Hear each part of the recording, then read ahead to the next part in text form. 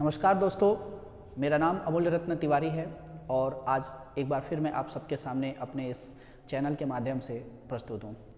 आज जो मुद्दा है बहुत ही प्यारा और काफ़ी आप देख सकते हैं कि आज भारत में पिछले 1-2 दिन से मुद्दे काफ़ी गर्म हैं और उसी मुद्दे पे आज मैं आप लोग के सामने डिस्कशन करना चाहता हूँ, उसी टॉपिक पे मैं बात करना चाहता हूँ। आज का मुद्दा क्या है? सिंपल सा है, आर्टिकल 370। यानी कि आर्टिकल 370 का ये जो मुद्दा है जो काफ़ी चर्चा में रहा है। 2019 से ये चर्चा में मुद्दा था। खैर ये मुद्दा तो काफ़ी पुराना है, लेकिन 2019 से मुद्दा काफ़ी चर्चे में था। आप देख सकते हैं कि हमारे सुप्रीम कोर्ट के जज न्यायाधीश लोग जिन्होंने इस मुद्दे पे कल फैसला सुनाया है और बहुत ही प्यारा फैसला भारतवासियों के लिए ये न्यूज़ था। तो मैंने सोचा क्यों नहीं इस मुद्दे पे आपसे बात की जाए और कुछ टॉपिक इस पे डिस्कस किया जाए।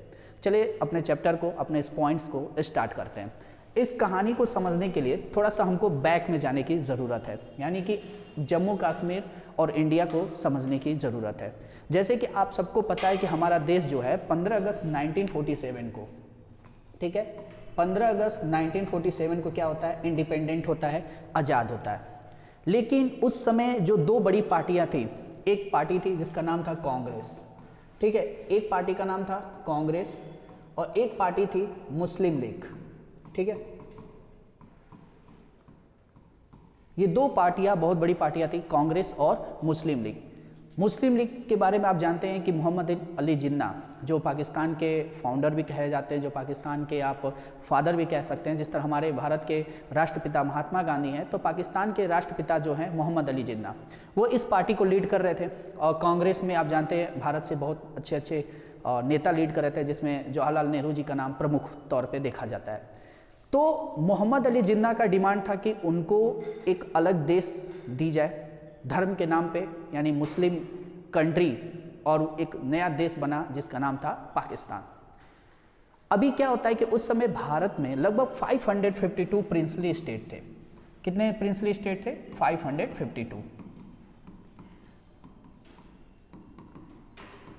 552 प्रिंसली स्टेट थे और लॉर्ड माउंटबेटन, जिसको ये जिम्मेदारी दी गई थी कि वो जाए और भारत का बंटवारा करे, जब वो भारत में आता है तो उसने एक बड़ी अच्छी सोची समझी रणनीति तैयार की। उसने इन प्रिंसली स्टेटों को बोला कि आपके पास 2-3 चॉइस है। पहला चॉइस ये है कि आपकी मर्जी है तो आप इंडिया में भी रह सकते हो, आपकी मर्जी है तो आप पाकिस्तान में रह सकते हो, और अगर आप चाहो तो एज अ इंडिपेंडेंट एक कंट्री, एक स्टेट बना के रह सकते हो। ये जो पॉइंट, ये जब मुद्दे उठे तो बड़ा हलचल मच गया राजनीति, भारत की उस राजनीति व्यवस्था में। तो आपने सरदार वल्लभ भाई पटेल जी का नाम सुना ही होगा। सरदार वल्लभ भाई पटेल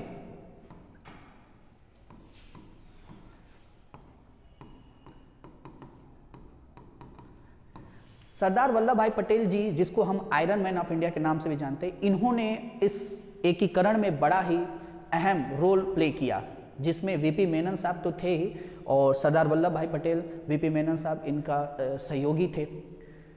तो सरदार वल्लभ भाई पटेल की इस सफलता में लगभग 549 प्रिंसली स्टेट ने हमारे साथ रहने पे मंजूरी दिखा दी। लेकिन 3 प्रिंसली स्टेट, जूनागढ़, हैदराबाद और आपका जम्मू कश्मीर, ये 3 प्रिंसली स्टेट ने कहा कि हम इंडिपेंडेंट रहेंगे। हैदराबाद को आप जानते हैं कि ऑपरेशन पोलो के थ्रू क्या किया गया? इंडिया में मर्ज किया गया। जूनागढ़ को वहाँ पे जनमत संग्रह, रेफरेंडम करा के वहाँ के लोगों को भारत में मिलाया गया। अब बात जब आई जम्मू कश्मीर की, तो जम्मू कश्मीर एक टॉप पे स्टेट था, भारत से भी अलग था और पाकिस्तान से भी अलग था। तो जम्मू कश्मीर पे कोई बहुत ज़्यादा निर्णय नहीं लिया गया और उसको छोड़ दिया गया कि चलो भैया अगर इसको इंडिपेंडेंट रहना है तो रहने दो। लेकिन कोशिश तो यही थी कि ये भी मिल जाता तो अच्छी बात होती। जब ये बात पाकिस्तान को पता चली कि भारत पीछे हट गया है, तो इसने अपने गलत इरादे यूज़ करना शुरू किया और जम्मू कश्मीर पे अपने सैनिकों को भेज के इस पे हमला करने की रणनीति तैयार की। इस समय क्या होता है कि जम्मू कश्मीर के जो राजा थे उस समय के, राजा हरी सिंह, ठीक है, राजा का क्या नाम था? राजा हरी सिंह। जो राजा थे हरी सिंह, इनको जब बात पता चली कि पाकिस्तान जम्मू कश्मीर पे अटैक कर रहा है, तो इन्होंने इंडियन गवर्नमेंट से, यानी जवाहरलाल नेहरू जी से मदद मांगी। जवाहरलाल नेहरू जी ने कहा कि यस ऑफ कोर्स हम आपकी मदद जरूर करेंगे, लेकिन उस मदद के लिए आपको एक काम करना पड़ेगा भैया, आप अपना एक इंडिपेंडेंट कंट्री बना के रहो और हम अपनी सेना भेजें आपके लिए लड़ने के लिए, तो हमें क्या फ़ायदा होगा। आप एक काम करिए, रेफरेंडम पे साइन करिए, ठीक है। इफ रेफरेंडम पे आप साइन करेंगे, जिसके थ्रू हम ये जान सकेंगे, जिसके थ्रू हमको ये होगा कि जो जम्मू कश्मीर है वो भारत का एक पार्ट है, भारत का एक अंग हो जाएगा।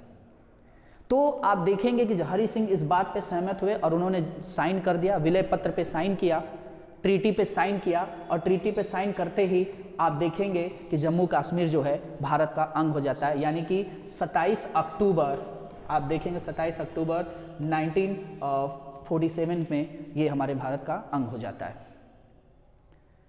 और भारत, जवाहरलाल नेहरू जी भारत के सैनिकों को भेजते हैं जम्मू कश्मीर पे अटैक करने के लिए, यानी कि पाकिस्तान के खिलाफ लड़ने के लिए। और ये लड़ाई बहुत लंबी समय तक चलती है, लगभग ये लड़ाई जो है 31 दिसंबर 1948 तक ये लड़ाई चलती है। आप देख सकते हैं कितनी लंबी ये लड़ाई थी। और लगभग हम लोग ने अपना, आप देख सकते हैं कि लगभग हम 2/3 हिस्सा इस पे कब्जा कर चुके थे, और पाकिस्तान इसमें से 1/3 हिस्सा जो है पाकिस्तान के कब्जे में था, जिसको आप पाकिस्तान ऑक्युपाई कश्मीर के तौर पे भी जानते हैं। लेकिन ऐसा क्यों हुआ? हम चाहते तो पूरा जम्मू कश्मीर ले सकते थे, लेकिन होता क्या है कि जवाहरलाल नेहरू साहब यूएनओ में चले जाते हैं, और यूएनओ में यही होता है कि जो स्थिति जैसी है उसको वैसे ही बनी रहने दी जाए। तो इसीलिए पाकिस्तान के हिस्से में भी जम्मू कश्मीर का कुछ हिस्सा चला जाता है, जिसको हम पाकिस्तान ऑक्युपाई कश्मीर पीओके के नाम पे जानते हैं, और हमारे पास हमारा जम्मू कश्मीर आ जाता है। ठीक है, यहाँ तक तो कहानी समझ में आई। आगे क्या कहानी है, आगे क्या घटना है उसको समझते हैं। अभी क्या होता है कि आप देख रहे हैं कि हमारे देश में संविधान सभा तैयार हो गई थी, कॉन्स्टिट्यूशनल असेंबली बन गई थी, संविधान बनना शुरू हो चुका था, संविधान तैयार हो रहा था। इसी बीच क्या होता है कि अलग अलग जगहों से जो मेंबर ऑफ पार्लियामेंट थे, सांसद थे, वो आए रहते हैं और अपने अपने स्टेट का प्रतिनिधित्व कर रहे होते हैं। 1948 तक तो हम लड़े जम्मू कश्मीर के लिए, फिर किसी तरह शांति बहाल शुरू हुई, तो हमने कहा जम्मू कश्मीर के कुछ लीडर्स को, कुछ नेता को कि आप भी आ जाइए और अपने जम्मू कश्मीर के लिए कुछ बात आप भी मांग लीजिए, कुछ बात आप भी रख लीजिए। यानी कि आप देखेंगे कि हमारा जो संविधान है वो 1949, 26 नवंबर 1949 को तैयार है, और जुलाई 1949 में हमने क्या किया, इनको इनवाइट किया। लगभग अब देखेंगे कि शेख अब्दुल्ला, कुछ ऐसे लीडर्स जो वहाँ के थे आए, मतलब जम्मू कश्मीर के, और इन लीडरों ने क्या किया, अपनी बात, अपनी डिमांड रखी। इसी बीच एक नया आर्टिकल, क्योंकि आर्टिकल बन ही रहे थे, तो एक नया आर्टिकल बनता है जिसका नाम था आर्टिकल 370। जैसे क्या होता है ना कि जब कभी कभी हम लोग शादी बारात में निकलते हैं तो कोई आ गया तो हम लोग कहते हैं अरे भाई चलो आओ बैठ जाओ, साथ में चलो, क्या साथ में चलते चलते जो बात है बता देना। बस यही कहानी चल रही थी, क्योंकि अब हम करीब आ चुके थे अपने संविधान को लागू करने में। और तब ये जब आते हैं जुलाई 1949 में, तो हमने इनको यही कहा कि ठीक है, तुम देख लो, जो तुम आर्टिकल रखना चाहते हो वो आर्टिकल रख लो। तो इन्होंने एक आर्टिकल रखा जिसका नाम था आर्टिकल 370। आप सोच रहे होंगे कि ठीक तो है सर, जब सबको मौका मिला, इनको भी मौका मिला, इन्होंने अपना आर्टिकल रख लिया, क्या गलती है? यही अब समझना है कि आर्टिकल 370 में ऐसा क्या था जो इन्होंने रखा और उसके बाद वो विरोध का काम बन गया, उसको समझते हैं।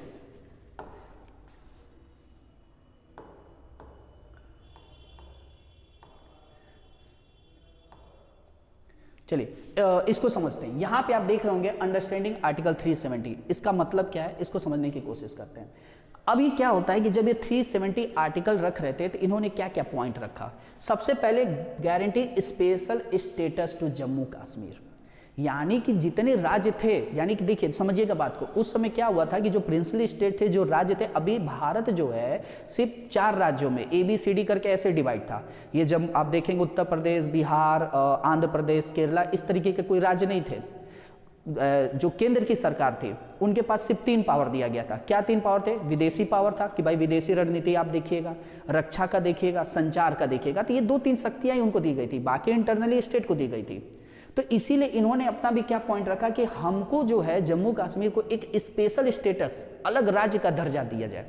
ठीक है। दूसरा इन्होंने पॉइंट रख दिया, allow state assembly to make its own constitution, एक हमारा अलग असेंबली बने, जैसे विधानसभा होता है ना राज्य के, लेजिस्लेटिव असेंबली, तो हमारा एक अलग असेंबली बने और उस असेंबली में बैठ के हम अपने राज्य का एक अलग संविधान बनाएंगे। समझ में आ रही है बात? दूसरा पॉइंट क्या था? Separate sets of law for state residents such as citizenship, ownership of property and fundamental rights. समझिएगा, बहुत इंपॉर्टेंट बात है। इन्होंने कहा कि हम अपने संविधान सभा में बैठ के क्या करेंगे, एक अलग कानून बनाएंगे, यानी कि अपने राज्य की जो असेंबली है उसमें बैठ के एक अलग कानून बनाएंगे। कैसा कानून? एक अलग नागरिकता बनाएंगे, यानी कि जो भारत के संविधान सभा में नागरिकता लागू की गई वो नहीं, एक अलग नागरिकता बनाएंगे और उसमें क्या रहेगा, ऑनरशिप ऑफ प्रॉपर्टी का बात रखी जाएगी और हमारा एक अलग फंडामेंटल राइट्स की बात रखी जाएगी। फिर देखिए क्या इन्होंने बात रखा, citizens from other states can not purchase land और प्रॉपर्टी इन द स्टेट। जो दूसरे राज्य के जो नागरिक हैं वो उन जम्मू कश्मीर में ना जमीन खरीद सकते हैं ना कोई प्रॉपर्टी खरीद सकते हैं, ये बताइए इन्होंने बात रख दी। फिर इन्होंने क्या रखा, centre can not declare financial emergency under article 360 in the state. जैसे कि कुछ इमरजेंसीज लगते हैं तो जब वित्तीय आपातकाल जो है वो आर्टिकल 360 के अंतर्गत आता है, तो फाइनेंशियल इमरजेंसी अगर पूरे देश के राज्य में लागू हो सकता है, इनके राज्य में नहीं लागू होगा। समझ में आ रही है बात कि ये पॉइंट्स इन्होंने तैयार किए थे भैया, कि हमको एक अलग राज्य का दर्जा दीजिए, हमको एक अलग असेंबली, हमारा कॉन्स्टिट्यूशन असेंबली बनाइए, हमको एक separate sets of law for state का दर्जा दीजिए जिसमें हम सिटीजनशिप, प्रॉपर्टी, ये सारी बात रखेंगे। दूसरे स्टेट के लोग हमारे राज्य में ना प्रॉपर्टी खरीद सकते हैं ना कोई मतलब कुछ भी ऐसा चीज़ें नहीं कर सकते हैं, फाइनेंशियल इमरजेंसी इनके राज्य में नहीं लागू होगी। ये सारे मुद्दे उठ गए। आप देखते हैं कि नागरिकता की जब इन्होंने बात रखी तो यहाँ पे आप देखेंगे कि जो जम्मू कश्मीर की लड़कियां हैं अगर किसी दूसरे स्टेट के लड़के से शादी करती हैं तो उनका नागरिकता जम्मू कश्मीर का छीन लिया जाएगा। इट्स मीन्स उनके पास दो नागरिकता हो रही है। समझ में आ रही है बात? दो नागरिकता उनके पास जा रही है, एक नागरिकता जम्मू कश्मीर की और एक नागरिकता इंडिया की। तो यही सारे मुद्दे जो हैं आर्टिकल 370 में थे। इसी बात का जो है लोगों के अंदर विरोध था, लोगों के अंदर गुस्सा था कि ये कैसे हो सकता है कि एक देश में रह के दो तरीके के आर्टिकल्स, दो तरीके के फंडामेंटल राइट्स, दो तरीके के कॉन्स्टिट्यूशन की बात रखी जाएगी। ठीक है, अभी क्या होता है कि थोड़ा सा कुछ पॉइंट्स को और समझते हैं हम लोग। कुछ पॉइंट्स इस तरीके से है, तो अभी जैसे हम लोगों ने बात किया तो जब जम्मू कश्मीर ने अपना संविधान सभा बनाया, जम्मू कश्मीर ने 1951 में कॉन्स्टिट्यूशनल असेंबली का उनका अपना गठन हो गया। जैसे अभी मैंने बताया कि उनका अपना अलग संविधान सभा, अपना अलग कॉन्स्टिट्यूशन असेंबली बनाना था, तो 1951 में उन्होंने अपना एक अलग कॉन्स्टिट्यूशन असेंबली बना लिया। ठीक है, और 1957 में जम्मू कश्मीर का संविधान भी जो है वो लागू हो गया। समझिएगा बात को। तो इधर हमारा 1949 में कॉन्स्टिट्यूशन हमारा तैयार हुआ, हमारा बन के लागू हुआ 26 जनवरी से, और 1951 में जम्मू कश्मीर ने अपना कॉन्स्टिट्यूशन असेंबली बनाया और 1957 तक उन्होंने अपना संविधान लिख के तैयार भी कर लिया। अब उसकी कुछ इम्पोर्टेंस जो उन्होंने बात रखे जिसकी वजह से हम लोगों को और पूरे देश को विरोध था, और वो बात क्या थी वो समझिएगा। पहला पॉइंट उन्होंने रखा, पहला पॉइंट रखा कि अपने आप को एक स्पेशल स्टेटस का दर्जा दे दिया। मैंने अभी बताया कि अपने आप, अपने राज्य को, अपने आप को एक स्पेशल स्टेटस का दर्जा दे दिया, पहली चीज़। दूसरा कि अपने नागरिकों को डुअल सिटीजनशिप दे दी, डुअल सिटीजनशिप, दोहरी नागरिकता, कि उनके पास जम्मू कश्मीर की भी नागरिकता रहेगी और भारत की भी नागरिकता रहेगी। समझिएगा बात को। तीसरा, अपना अलग झंडा बना लिया। ये समझने की बात है कि हमारा तिरंगा एक नेशनल फ्लैग है और इन्होंने अपना एक अलग झंडा बना लिया।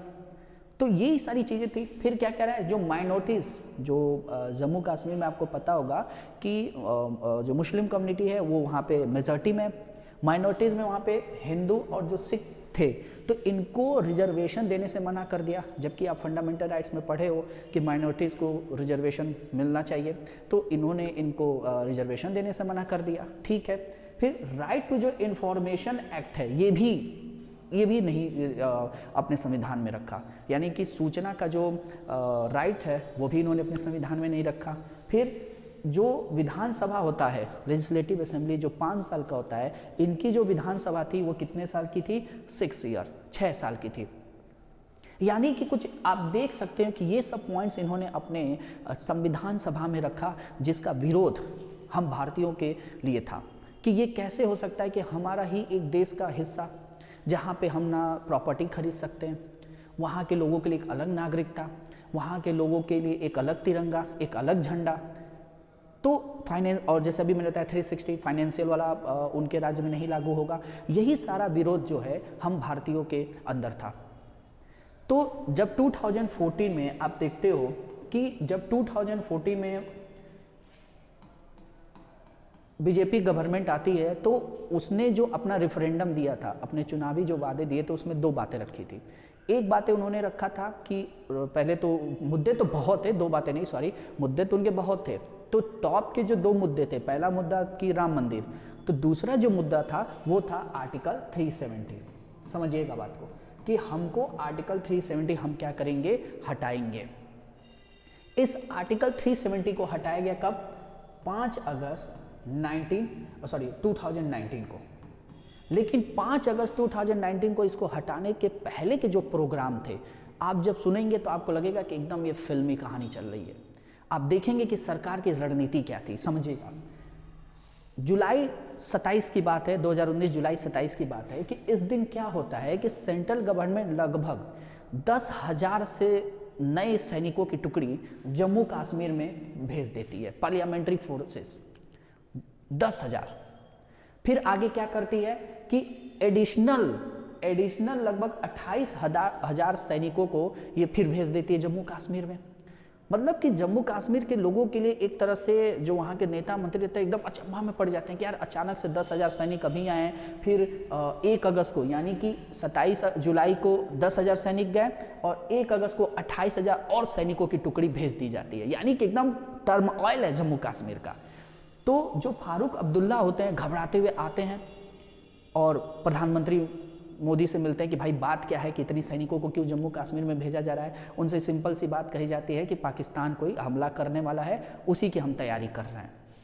अब आप देखेंगे कि 2 अगस्त को क्या होता है कि जो अमरनाथ यात्रा, आप जानते हैं कि अमरनाथ यात्रा कश्मीर जम्मू कश्मीर में लोग जाते हैं, तो अमरनाथ यात्रा को बीच में ही रोक दिया जाता है और टूरिस्ट जो श्रद्धालु थे उनको वापस रिटर्न भेज दिया जाता है, ये बात कह के कि पाकिस्तानी जो सेना है वो माइंस बिछाए हैं रास्ते में, तो आप वापस चले जाइए।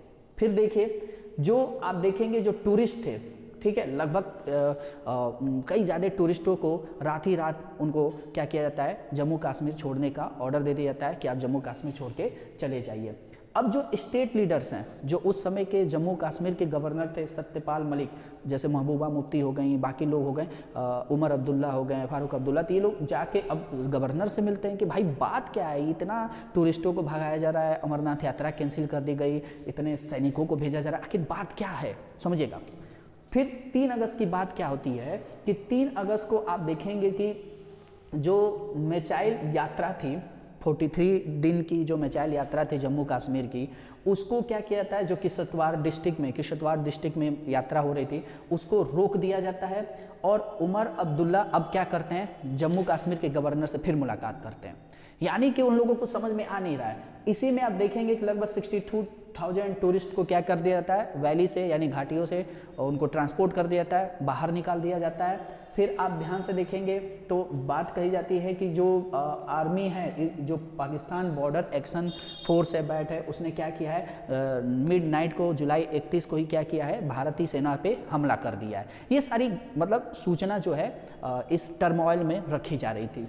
फिर आप देखेंगे कि क्या कहा जाता है, पाकिस्तानी सोल्जरों को कहा जाता है कि वो जो आपने सैनिक भेजे थे बैट पे, आप अपने सैनिकों के बॉडी को यहाँ से लेके जाइए।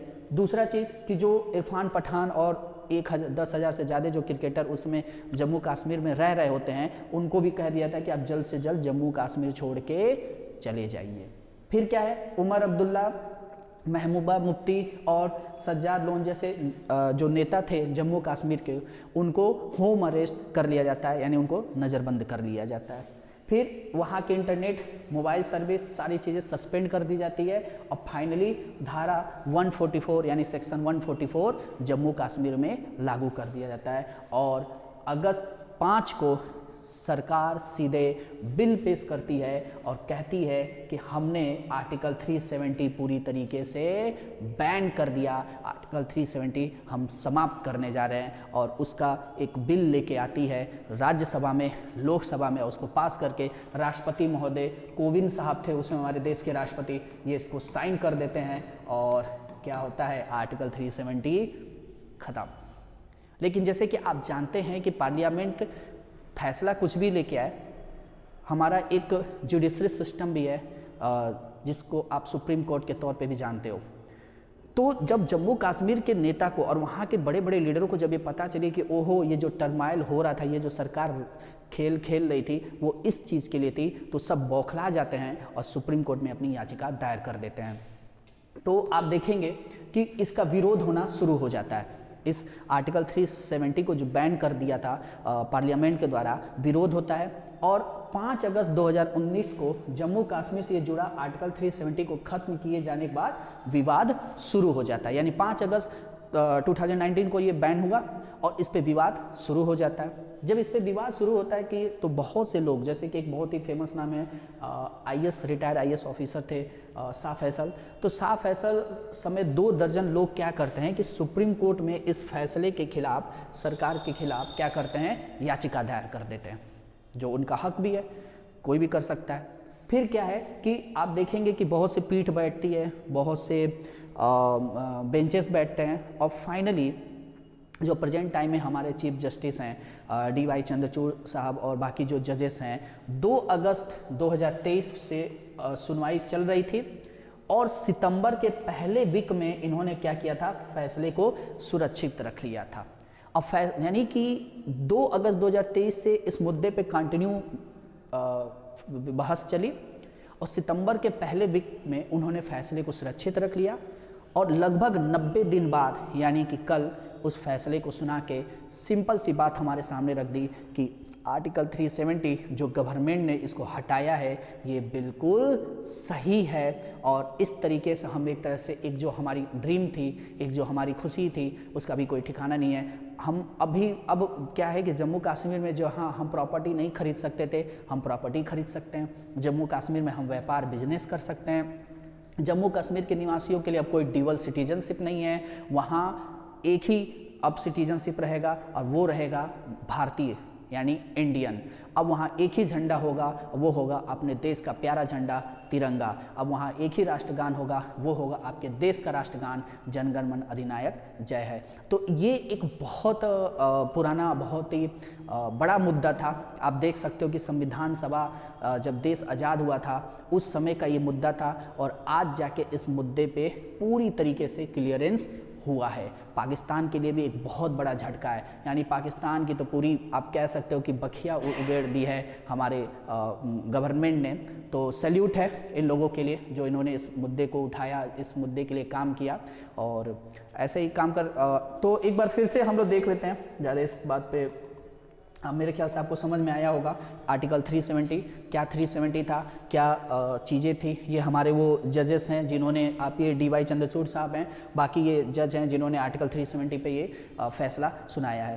तो फिर मिलते हैं अपने नेक्स्ट टॉपिक पे, नेक्स्ट क्लास में, नेक्स्ट लेक्चर पे, किसी अच्छी बात को लेके, किसी अच्छे मुद्दे को लेके। पसंद आए तो लाइक कमेंट शेयर जरूर करिएगा, सब्सक्राइब जरूर करिएगा। Thank you so much.